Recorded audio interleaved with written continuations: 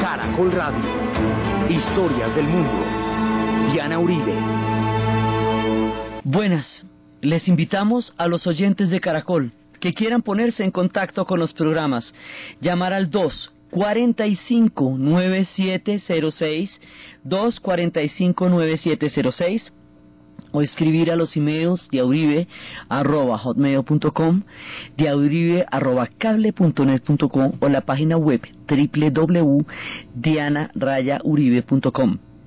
Hoy vamos a ver los ecos de lo que le pasa al mundo con la caída de la Unión Soviética.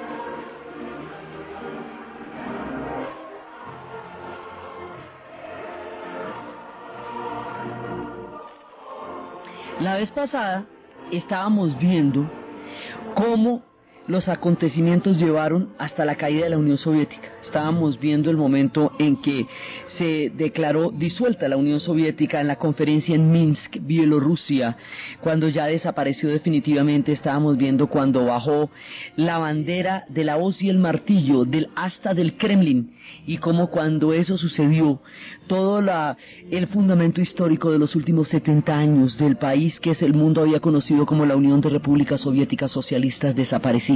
Y toda la cantidad de cosas que bajaban con esa bandera también y que desaparecían con esa idea en la Unión Soviética.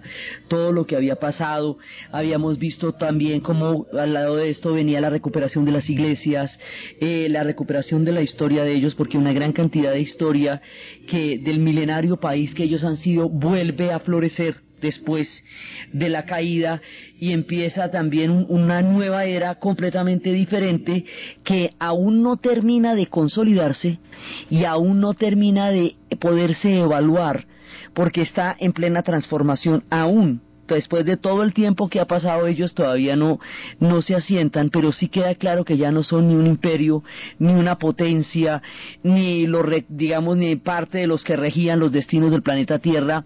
Es tan importante la caída de la Unión Soviética, y son tantas las cosas que se derivan de este hecho, que Erich Hobsbawm decía que el siglo XX comenzó en 1917 con la Revolución de Octubre y termina en el momento en que cae la Unión Soviética en el 91, ahí termina.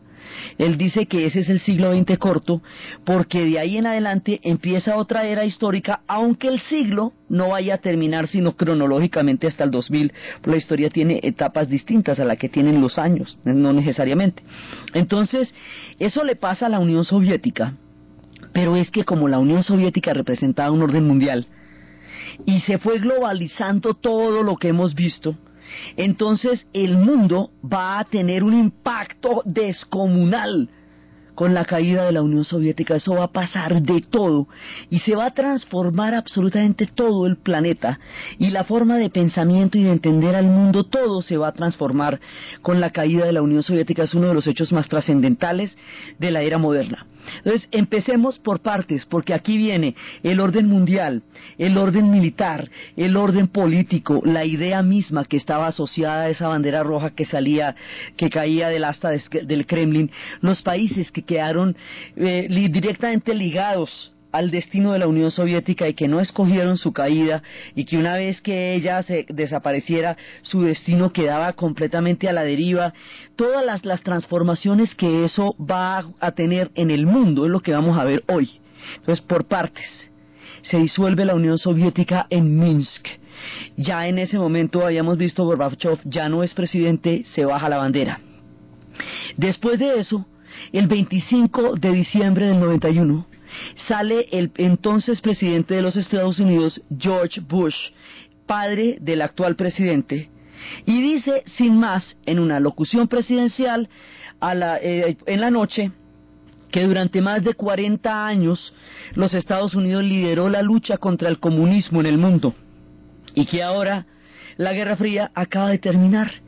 Así tan solo se terminó la Guerra Fría, mire usted. todo lo que había pasado con la Guerra Fría, lo de Corea, el muro de Berlín, la guerra de Vietnam, las guerras de Centroamérica, las dictaduras del Cono Sur, la paranoia de los misiles nucleares, el proceso de los Rosenberg, el macartismo, el stalinismo, las purgas, y un día, no, que se acabó la Guerra Fría. Ah, bueno, dime tú. Pues así nomás, mire, se acabó, ¿cómo te parece? Sin mayores bombos ni hasta vientos, la Unión Soviética se disuelve en la conferencia en Minsk, bajan la bandera y Bush anuncia que se acabó la Guerra Fría. Y quedaron con una mano adelante y otra atrás, y ahí es cuando empiezan las grandes transformaciones del mundo. Las revoluciones tienen dos aspectos, los hechos y los ecos. Lo que pasa dentro de los pueblos que las generan y lo que el mundo ve.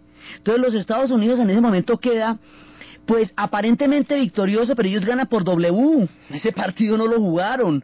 Entonces quedan victoriosos en el sentido de que se van a volver hegemónicos y su discurso se va a hacer universal.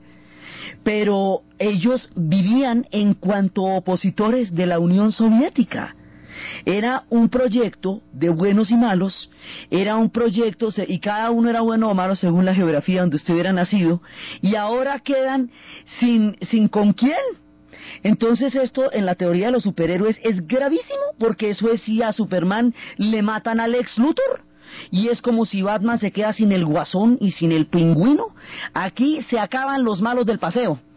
Y empieza el casting de malos, dificilísimo de llenar con la fragmentación en la que quedó en ese momento el mundo. Arranca el casting de malos, solo hasta el 11 de septiembre pudieron encontrar a quien renovar su casting de malos, porque es que imagínense que en esa época todo estaba hecho con que la Unión Soviética y el comunismo eran los malos. Si acaba la Unión Soviética y el comunismo, entonces Estados Unidos queda como con un stock de vacunas para la cual ya no hay enfermedad. Es como si desapareciera el demonio de la Edad Media. ¿Qué se quedan haciendo? ¿Para qué sirve la OTAN? ¿De qué sirve todo el poderío militar si era contra la Unión Soviética? Y ahora ya no hay Unión Soviética. Entonces, ¿dónde los deja a ellos? Hegemónicos, sí, pero ¿hegemónicos de qué? ¿Hegemónicos para dónde? Entonces es una dualidad muy grande la que sucede cuando termina la Unión Soviética. Al poco tiempo de la disolución, imagínense que se termina oficialmente el Pacto de Varsovia. Y entonces, si se termina el Pacto de Varsovia, que eran todas estas unidades de tanques que atravesaban los países de Europa del Este y todo, ¿en qué queda la OTAN? ¿Cómo te parece? ¿En qué queda la OTAN? ¿Cómo para qué sirve? Si esta era la oposición al Pacto de Varsovia. Y así por el estilo, geopolíticamente hablando, se van desbaratando todas las bases de lo que en un momento dado justificó todos los arsenales. Entonces, bueno, uno se pregunta, ¿y para qué sirvió la Guerra Fría, hombre? ¿Habría que hacerla en primera instancia? ¿Pudiéramos haber evitado semejante paranoia durante más de 45 años? Muchos de los conflictos de la Guerra Fría hubieran sucedido igualmente, pero no hubieran sido tan mortíferos y tan aterradores si no hubiera una escalada de armas, de muertos y de ajedrez geopolítico macabro detrás de cada uno de ellos. Muchos conflictos hubo y mucha sangre se derramó. La cantidad de misiles y de juguetes de terror nuclear que se hicieron durante esta época fueron un desperdicio de proyectos enteros de civilización del planeta Tierra que no se hicieron por andar haciendo esos juguetes tan costosos que después tocó destruir o enterrar bajo tierra en el mejor de los casos, o meterlos en el mercado negro como están ahora volando por todas partes. Vete tú a saber dónde, vete tú a saber a qué precios y vete tú a saber para quiénes. Entonces, la cantidad de contaminación nuclear que todavía está en el planeta prolonga la Guerra Fría en la atmósfera durante mucho tiempo más. Continentes como África se hubieran podido salvar si solamente se hubiera invertido en sus planes de desarrollo una mínima parte de lo que se invirtió en todos estos costosos juguetes. Decía Gorbachev cuando empezó, hablando del comienzo de la Guerra Fría, es que nosotros ni siquiera teníamos con qué invadir a Europa en primera instancia en 1945, no es que éramos un país devastado, con 25 millones de muertos y el territorio destruido. ¿De dónde íbamos a sacar en otros alientos para poder avanzar sobre Europa? Hablaba de cómo se exageró la peligrosidad de la Unión Soviética para justificar el proyecto militar de los Estados Unidos, y así de para un lado y para el otro. Entonces, desde el punto de vista geopolítico se derrumba un orden histórico. todas las cosas que tenían ese significado, pues ya no lo van a tener, porque no existe la Guerra Fría. Y como el este-oeste era la manera como se había enfocado el mundo, ya no existe el este, ya no existe el oeste. Entonces, desde esa interpretación este-oeste, los Estados Unidos consideraban que ellos habían ganado porque oeste había ofrecido un modelo económico que pudo sobrevivir a los cambios y este no pudo. Gorbachev decía que cuando los Estados Unidos afirmaban que ellos habían ganado la Guerra Fría, es como el gallo que porque canta al amanecer cree que trajo el nuevo día. Entonces, son, digamos, las coordenadas. Ahí se nos derrumba un orden histórico que había durado 40 y pico de años, bajo el cual nació la mayor parte de la gente del siglo XX, y empieza otra cosa que no sabemos qué es en ese momento porque estaba recién empezando. Entonces, primero, desde el punto de vista geopolítico, se acaba el Pacto de Varsovia, se acaba la coordenada de la Guerra Fría, la hegemonía de la Unión Soviética, empieza un mundo unipolar, se acaba el contrapeso, se acaban las razones para que todos esos arsenales existan. Digamos, hay una cantidad de cosas que van a cambiar a partir del fin de la Guerra Fría, muchos conflictos que se van a poder solucionar, porque la Guerra Fría ya no va a estar ahí, y entonces serán posibles un montón de acuerdos de paz que estaban represados y trancados durante toda la Guerra Fría porque se alimentaba de sus conflictos, que después vamos a ver cuáles son. Entonces muchos procesos de paz van a tener lugar en los años inmediatos a la caída de la Unión Soviética, pero por el otro lado también se van a desintegrar países a quienes unía solamente el comunismo, entonces iban a volar en pedazos. Entonces empiezan cosas contradictorias desde muchos puntos de vista, y esas increíbles contradicciones y paradojas de la historia lo que vamos a intentar abordar acá, con todo lo que eso significa para la conciencia histórica de la era moderna, el mundo después de la caída de la Unión Soviética. Entonces vienen los ecos, es decir, la Unión Soviética representaba una idea, y esa idea, si bien era parte integral de la historia soviética de todo el siglo XX, esa idea, por el carácter hegemónico de la Unión Soviética, porque ella llegó a encarnar esa idea en términos reales, no sabemos qué otras interpretaciones hubiera tenido, pero fue en la Unión Soviética donde triunfó el comunismo. Entonces, en el resto del mundo, la idea del comunismo había moldeado todo el siglo XX. ¿Qué pasa con los ecos? ¿Qué le va a pasar al resto del planeta? ¿Y qué le va a pasar a la idea misma del comunismo después de la caída de la Unión Soviética?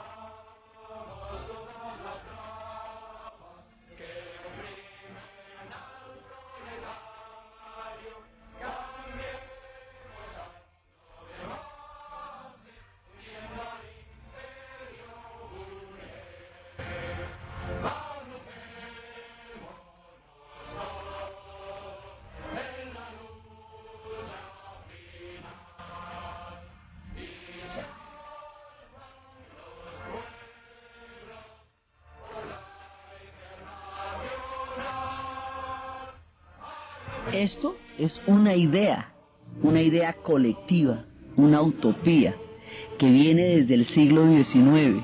Esta versión en particular se cantó en España, en las trincheras de la guerra civil, por los republicanos. Entonces resulta que en el siglo XIX, a partir de la formación de la idea de progreso, que es la modernidad, se empieza a pensar que el mundo no es un paraíso perdido de una época histórica extinta, como se hablaba de la antigüedad griega clásica, sino que es un futuro, que hay progreso, que la teoría de la evolución muestra que las sociedades se hacen cada vez mejores y más complejas, pero a la vez más interesantes y más capaces. que los hombres, en la medida en que inventen las máquinas y la sociedad industrial, van a liberarse de lo que va a ser la esclavitud del trabajo, que los hombres van a tener cada vez mejores condiciones de vida, van a poder comer, van a poder tener una vida más digna. Todo esto está ligado a la idea occidental de progreso y a la interpretación económica que de esa idea va a hacer Carlos Marx. Muchas otras personas hicieron este tipo de interpretaciones y hubo muchas tendencias, pero es que esta de Carlos Marx fue la que se convirtió en la base sobre la cual Lenin se tomó el poder en 1917, sacó del Palacio de Invierno a Kerensky, acabó con el gobierno provisional, entraron los soviets y empezó la Unión Soviética. En esa medida conocemos lo que se llama el socialismo real, es decir, lo que pasó en la Unión Soviética. Si eso hubiera podido pasar de otra manera, en otras formas, no lo sabemos porque solo pasó allá. Las características absolutamente rusas de la cultura le imprimieron un sello muy particular a la idea del socialismo, pero ese fue el que fue. Entonces, como ese socialismo adquirió un carácter global durante toda la era de la Guerra Fría, y su espectro empezó a hacer una trayectoria histórica importantísima desde el momento mismo del triunfo de la revolución, medio mundo está metido en esto. Entonces, ¿qué va a pasar con la idea? ¿Qué va a pasar con el momento en que baja la bandera del Kremlin para el mundo? Esto es equivalente, con todo respeto y guardadas las proporciones, a que un día el Vaticano declarara que ya no es católico y que todo el mundo iría a ver qué hacía con su fe. Y usted mira a ver qué hace con su fe, y usted mira a ver si va a misa, usted mira a ver si cree o si no cree. Es como el centro, el núcleo histórico que dio origen a un pensamiento y a una fe, porque esto llegó a serlo también, desaparece de la historia. Y todos los demás se quedan montados en ese cuento porque duraron 70 años montados en ese cuento y ahora se acabó y mire a ver. Entonces, ¿dónde queda la izquierda? ¿Dónde queda la derecha? ¿Qué es ser comunista? ¿Qué es ser anticomunista? Si eso ya no existe, toca pensar el mundo de otra manera. Pensar el mundo de otra manera es uno de los esfuerzos más grandes que puede hacer una sociedad en su tiempo. Entonces, la Unión Soviética era la representación de todo eso, ya no existe. No existe la Unión Soviética. Todo el mundo va a interpretar eso como mejor le parezca, pero lo que sí queda claro es que eso ya no es problema de los rusos. Los rusos han embarcado a la gente en unas historias poderosísimas y luego se bajan. ¡Chao! Se bajaron de la Primera Guerra Mundial después de que metieron a Europa en esas, y se bajaron del comunismo después de 70 años de Guerra Fría y dicen, bueno, chao, tapo, ya no juego más. Y mire a ver usted como en qué cree. Entonces, el problema no es impresionante porque ligado a esa idea había un concepto colectivo de los derechos de los trabajadores. Ese concepto colectivo de los derechos de los trabajadores había emanado, por un lado, de los estados benefactores después de la Segunda Guerra Mundial, que habían mostrado una compensación histórica frente a toda la gente y al sacrificio que habían hecho en la guerra, pero por el otro lado también eran un contrapeso a los movimientos obreros que habían hecho unas presiones inmensas por la jornada de las 8 horas, por el derecho a los salarios, a las vacaciones, a las primas, a las prestaciones, a los contratos a término indefinido. Todo eso se acaba. En el mundo del mercado, eso no es rentable. La economía se va a volver una ideología. Y de aquí en adelante lo único que realmente importa es lo que es rentable. Darles prestaciones no es rentable. La salud pública no es rentable. Ahora se va a volver prepagada, va a haber aseguradoras que no le cubren a usted necesariamente. Usted está enfermo del corazón, bueno, eso no se lo cubrimos, enférmese de otra cosa. Entonces, el Estado benefactor, como un concepto de una sociedad que tiene la obligación de velar por los intereses de los más desprotegidos, desaparece, porque ya no hay una presión que lo obligue a hacer. Antes la amenaza de la Unión Soviética hacía que generara problemas internos que de pronto necesitaran soluciones sociales para evitar que les extendieran los ecos de la revolución. Pues ahora ya no hay ninguna revolución, lo que hay es mercado. Entonces ya no hay necesidad, pero no es rentable. Entonces dejan de ser rentables los pensionados, los ancianos, porque dentro del esquema productivo eso ya no es viable. dejan de ser rentables todos los sectores más desprotegidos de la sociedad, porque ya no es importante esto, deja de ser rentable el trabajo como fuente de pertenencia e identidad histórica, porque ya tener todo ese montón de trabajadores no se necesitan con los cambios tecnológicos de los computadores. Entonces se pueden despedir 14.000 trabajadores de la Ford, cuando la Ford se hizo grande precisamente por darles toda clase de oportunidades, tiempo libre y automóviles a sus trabajadores. 14.000, 15.000 trabajadores de la Toshiba, cuando Japón se reprodujo y se reconstruyó a través de la fuerza del trabajo. Entonces, el trabajo como concepto histórico de una sociedad desaparece y queda cambiado por el mercado.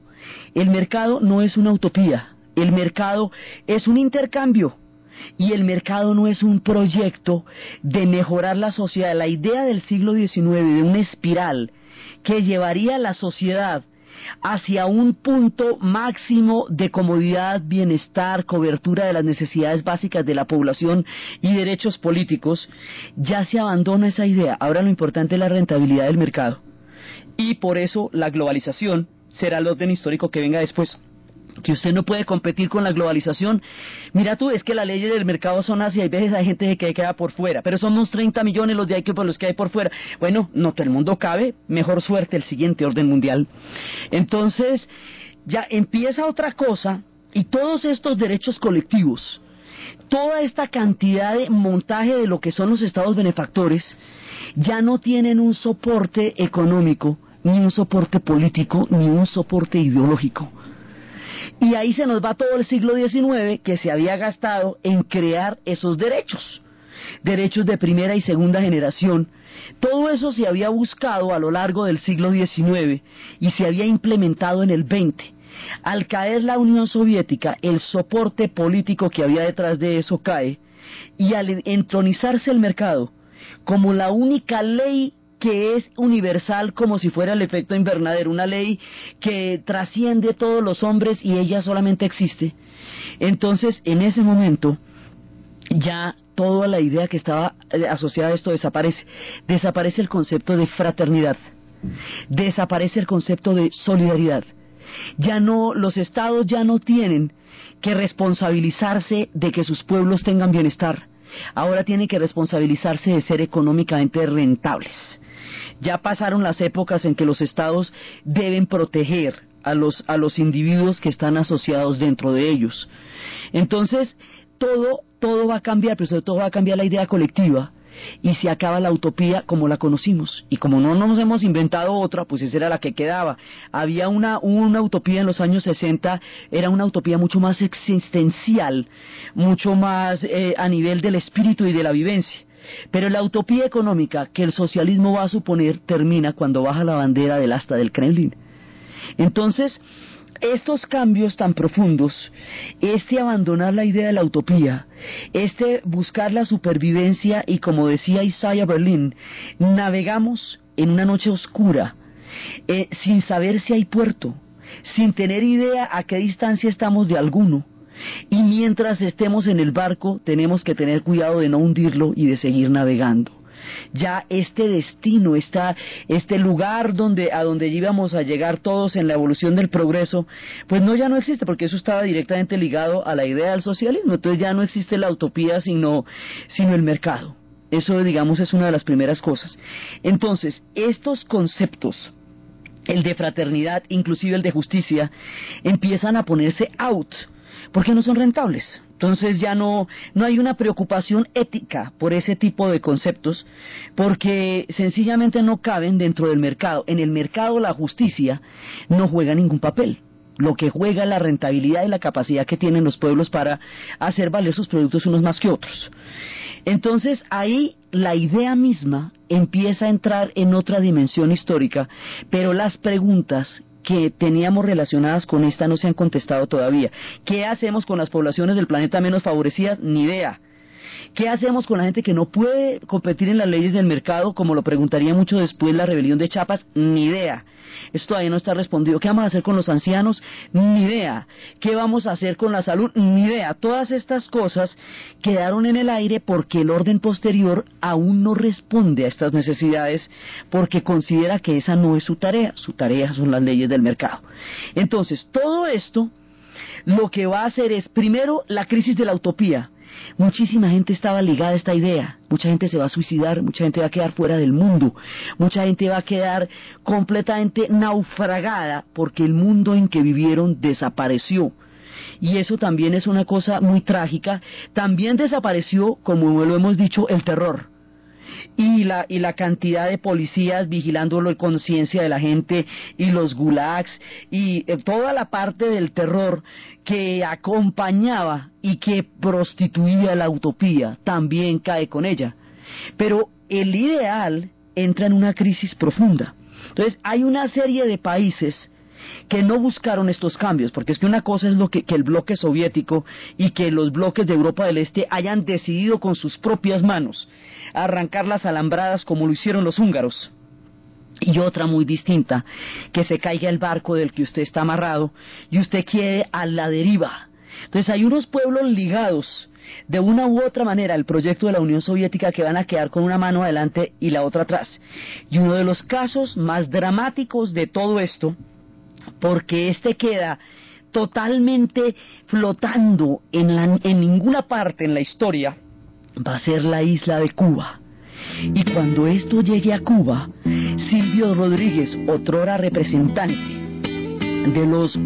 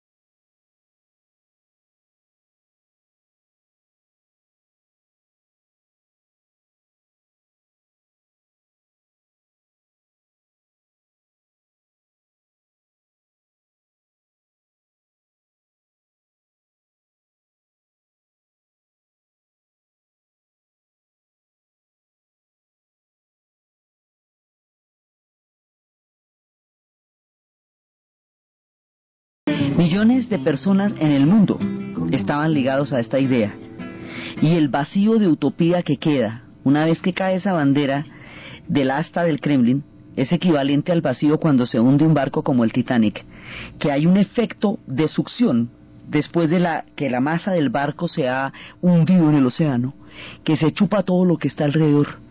Se va a generar un vacío histórico muy grande también, porque esta idea contestaba muchas cosas, estaba rodeada de horrores también, y por eso fue que cayó en mucha medida, porque eran regímenes que no eran humanos, también lo decía así Václav Havel, y era fácil ser romántico cuando no se vivía en ellos, si no, no hubiera caído. Pero por el otro lado estaba asociado a la idea de la utopía, y esa es la profunda contradicción de lo que significa la caída de la Unión Soviética. Las dos cosas: la caída de regímenes brutales y totalitarios que habían ahogado a los checos hasta niveles terribles en su alma, pero también la caída de una idea de buscar la fraternidad como proyecto. Desde las épocas en que los estados no podían intervenir en nada en el siglo XIX y dejaron morir a los irlandeses de hambre, en la hambruna de la patata, donde 8 millones de personas entraron en una crisis donde 4,5 se fueron y la otra mitad murió de hambre. Desde esas épocas hasta cuando se considera que el Estado tenía una responsabilidad histórica con su pueblo, todo eso se ve alterado en el momento en que cae la idea. La Unión Soviética decidió su caída.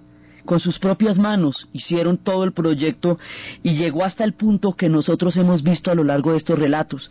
A ellos les pasó fue en sus marchas que sucedió, ante sus ojos que pasó, por sus decisiones que llegó a suceder.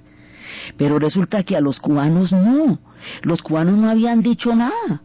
Entonces un día no llegaron las llantas de las tractomulas, otro día no llegaron las tractomulas, otro día no llegó la gasolina, otro día no llegaron los agroinsumos.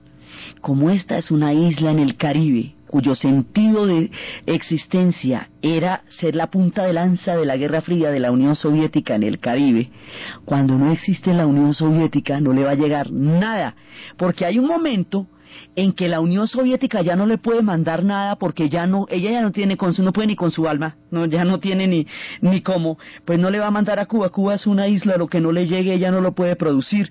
Era una economía subsidiada, totalmente dependiente, en donde se cambiaba la caña de azúcar por petróleo. Entonces, si no le llega el petróleo, usted con la sola caña, ¿qué hace?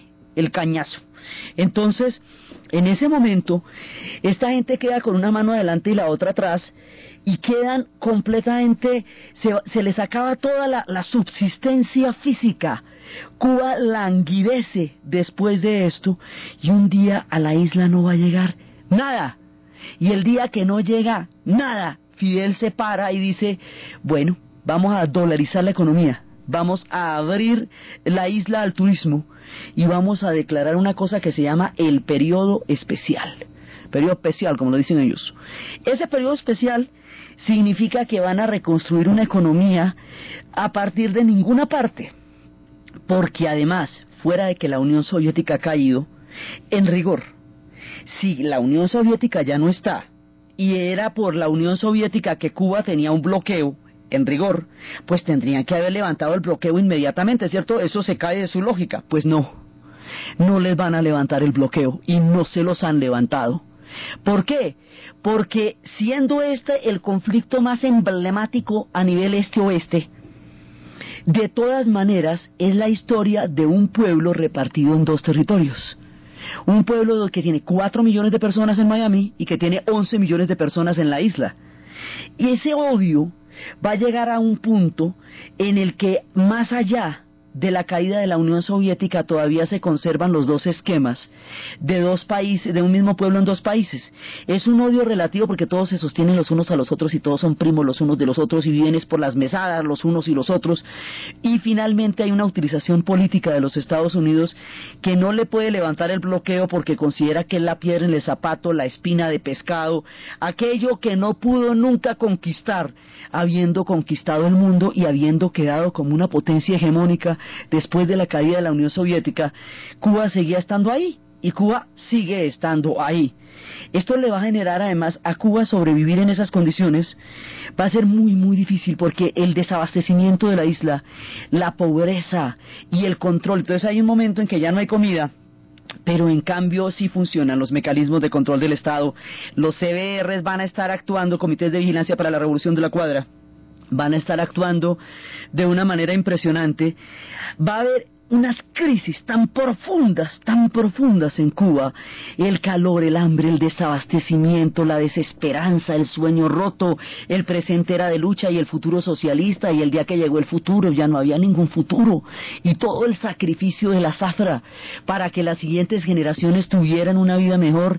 Llegaron las siguientes generaciones y las estaba esperando el hambre, donde todo el mundo había apostado a que les estuviera aguardando la esperanza.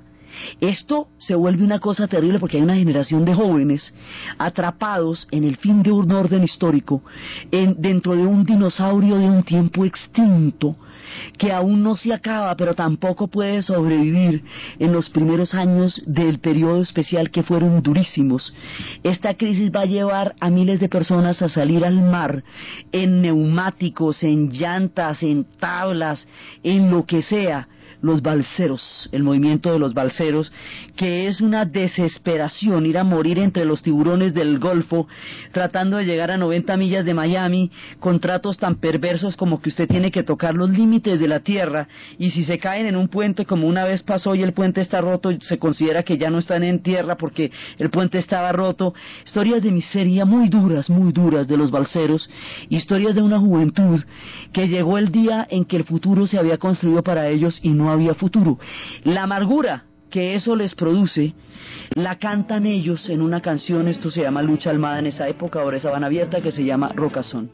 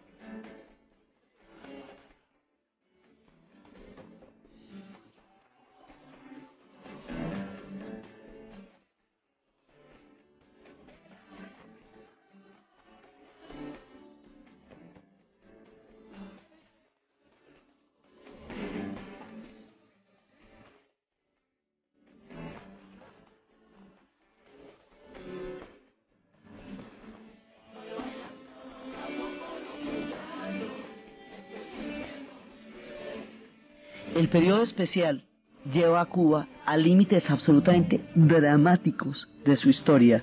Lleva a la prostitución, que es muy grave porque la revolución se hizo para que no hubiera prostitución. Lleva a una sin salida en la historia terrible, y serán años muy duros, años que están pasando un poco ahora por la ayuda de Venezuela, pero esos años fueron durísimos, y fueron los años en que la pudimos conocer, porque al caer la Unión Soviética y levantarse el bloqueo, digamos, no el bloqueo económico, sino el acceso a la isla, se abrió la isla al turismo. Antes era un misterio, se llegaba desde Panamá con un papelito aparte, todavía existe el papelito aparte, nunca durante la Guerra Fría se pudieron visar pasaportes con entradas a países socialistas, porque si no, no se podía entrar a Occidente. Para entrar a la Unión Soviética tocaba uno verde, para entrar a Cuba tocaba uno amarillito, que todavía toca, la tarjeta de turismo. Entonces, antes esto era un misterio de las cosas más impresionantes, solo podían ir las personas que estaban afiliadas de alguna u otra manera al régimen. A partir del momento de la apertura, el mundo va a conocer a Cuba, la conoce cuando más famélica y triste está, en su momento más duro, en la era de los balseros, pero la conoce, y un pueblo mítico, siempre aislado por un orden histórico, queda finalmente en el Caribe y se puede ir a ver como no se podía ir a ver antes. Pero Cuba va a pasar los años más duros del mundo, porque la razón histórica que le daba su momento ya no va a estar, y esto va a ser absolutamente duro, entre la represión, la dolarización de la isla, la desesperación, los balseros, la manera de buscar en cualquier turista que llegue una oportunidad para que alguien lo saque de la isla y les dé vida, trabajo y comida en cualquier condición, los músicos acorralados contra la pared, dispuestos a aceptar cualquier contrato con tal de salir de ahí, una juventud sin proyecto, la gente vendiendo en las playas tabaco y PPG, pero esos son estudiantes de tercer y cuarto semestre de matemáticas puras, los atletas de alto rendimiento por las calles, todo, o sea, un país que se ha preparado para ser una potencia del mundo socialista, se le acabó el mundo socialista. Entonces todo lo que significaba el deporte, el alto rendimiento, todo eso, ya no hay plata para eso, hacen lo que pueden y aún ganan, pero ya no es el proyecto así que ellos tenían con toda la cantidad de recursos que tenían para tenerlo antes. Entonces todo un nivel educativo altísimo, pero sin oportunidades de ejercer lo que ellos estudiaron. Es como la historia de cómo queda Cuba social, política e ideológicamente, resume las contradicciones y la cantidad de cosas que pasan cuando cae la Unión Soviética. Quedan sin un sueño, quedan con un espíritu de comunidad y de integración, que fue lo que de todas maneras a ellos les dio una salida en la historia, pero quedan sin sueño, sin plata, sin comida, sin política, sin ideología, a la deriva y como representantes de un mundo que ya ha muerto en ese momento, uno de los momentos más difíciles de la historia.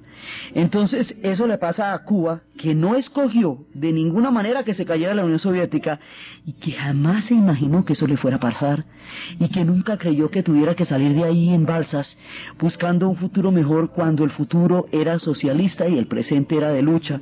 Así los criaron a todos y esto resulta increíblemente doloroso para un pueblo que ha creído tan profundamente en la idea del socialismo como en la misma nacionalidad cubana que ellos tienen. Esos son unos. Entonces vamos unos por unos. Otros que van a quedar temporalmente a la deriva se van a recuperar y se van a recuperar ampliamente. Y hoy por hoy están muy bien, pero pasaron los años más duros del mundo. Fueron los vietnamitas. Ese era otro pueblo ligado a la Unión Soviética, ayudado a la Unión Soviética, emblemático desde la guerra con los Estados Unidos en ese país. Y hay un momento, de nuevo, en que la Unión Soviética ha caído y todavía no les han levantado el bloqueo y el embargo que pesó sobre Vietnam durante más de 25 años después de terminado el conflicto. Ahí, Vietnam se hunde en la historia en ese instante.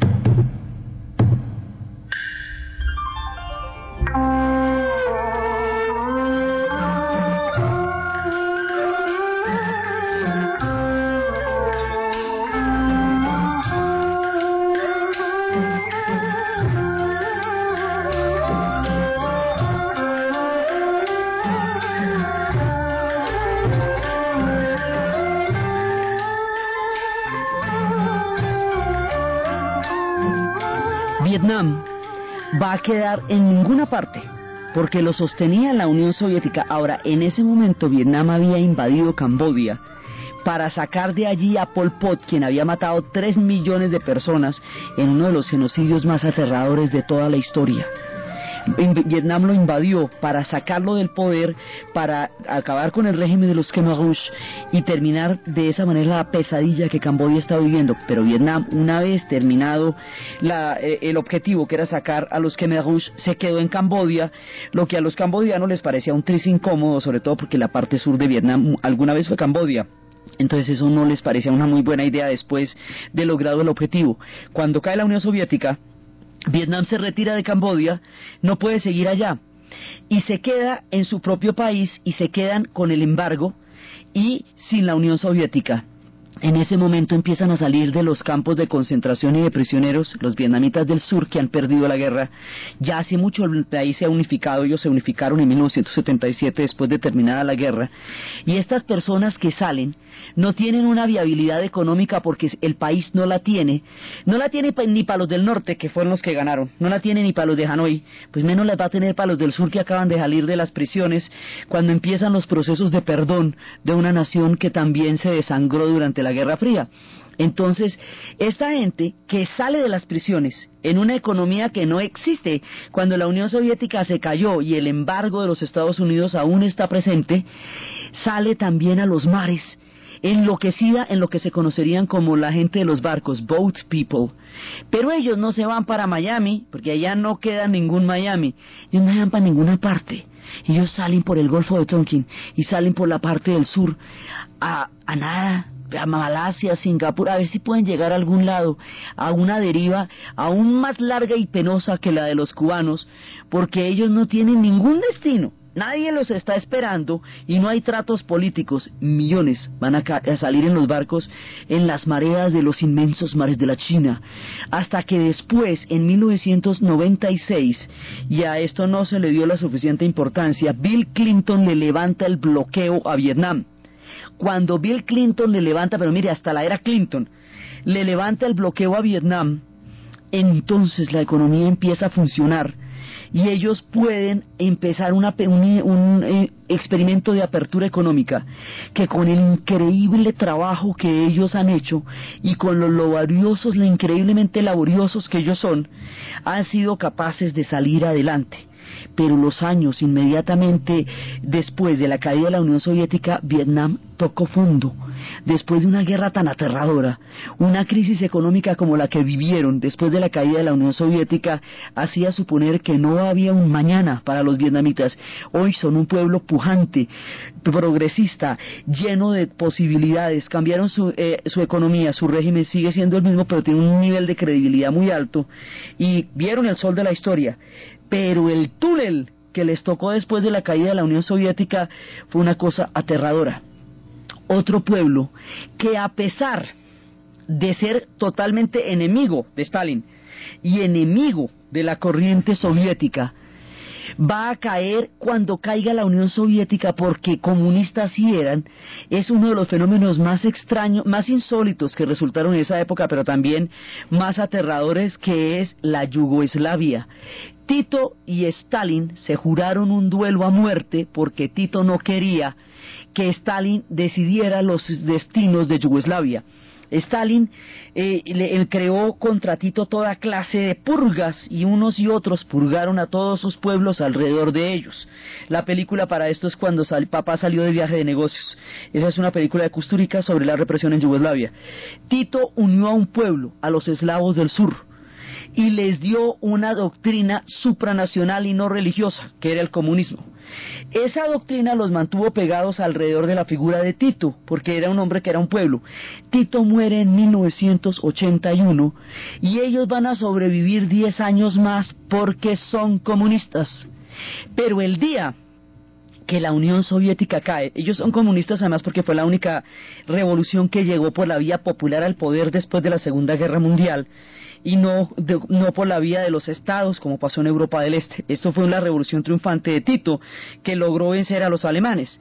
Pero ahorita que esta gente es comunista, el día que cae la Unión Soviética, cuando el Partido Comunista Esloveno se retira de la plenaria del Partido Comunista Yugoslavo, cuando se parten los comunismos en núcleos, empieza la desintegración de la Yugoslavia y va a estallar en 1000 pedazos, en una guerra que nadie se podía imaginar, porque si no los unía el comunismo, todo lo demás los dividía. Fuera del comunismo, ellos son de diferentes religiones, de diferentes naciones, de diferentes imperios, de diferentes pueblos. Los unos son musulmanes porque fueron parte del Imperio Otomano, son los bosnios. Los otros son ortodoxos porque eran parte del Imperio Ruso, que son los serbios y montenegrinos. Los otros son católicos porque formaron parte del Imperio Austrohúngaro, que son los eslovenos y los croatas. Esto se rompió en 1000 pedazos. A diferencia de la pacífica República Checoslovaca, que un día se dieron la mano y cada cual se fue para su cuarto, la República Checa y la República Eslovaca, estos se partieron en pedazos, y lo último que los unía era el comunismo. Entonces, esto nos va a resultar tan sorprendente, y así como hay pueblos que se desintegran, como la Yugoslavia, que se los lleva la marea de la historia, como Cuba y como Vietnam, y el caso de Taiwán, que después veremos, hay otros pueblos que tienen viabilidad porque se acabó la Guerra Fría, porque eso va a permitir un montón de procesos de paz simultáneamente, por lo mismo contradictorio que es el hecho. Esto va a permitir también la caída del apartheid, la paz, los primeros acuerdos de Oslo y muchas otras cosas que dan una nueva dinámica a la historia. Eso es lo que vamos a ver en el siguiente programa, estas dinámicas que son posibles y viables porque se acabó la Guerra Fría.